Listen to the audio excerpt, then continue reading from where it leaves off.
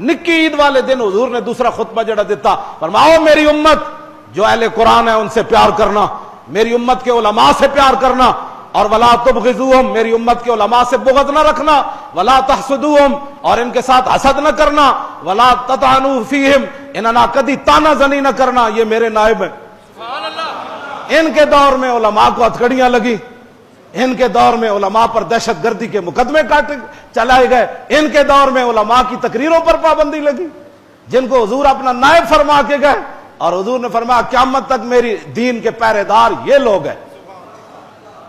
تو تم کیا سمجھ، تم نے کرکٹ والوں کو پالا اور تم نے کھلاڑیوں کو، اداکاروں کو پالا۔ میں وہ خطبہ حضور نے کیا اتنا بڑا، عید والے دن حضور نے اپنے اہل قرآن کی محبت حضور نے بیان فرمائی۔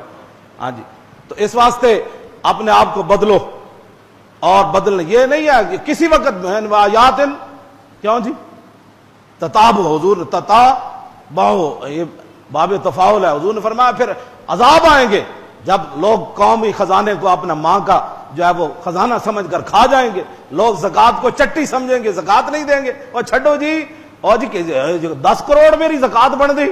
حضور فرمایا لوگ زکوٰۃ کو ٹیکس سمجھیں گے، ٹیکس تو دے دیتا ہے، جو اللہ رسول کا حق ہے وہ کیوں نہیں دیتا؟ پھر حضور نے فرمایا شراب پیے جائیں گے، قوم کے جو بڑے رہنما ہوں گے، کیوں جی زعیم القوم، جو قوم کا سب سے بڑا ہوگا نا قوم کے اندر، ارذلہم، وہ سب سے بڑا بدکار اور ذلیل ہوگا وہ قوم کا سربراہ۔ تو آج یہ M N A M P A یہ کون لوگ ہیں؟ یہ لٹیرے، یہ ملک و ملت کو لوٹنے والے۔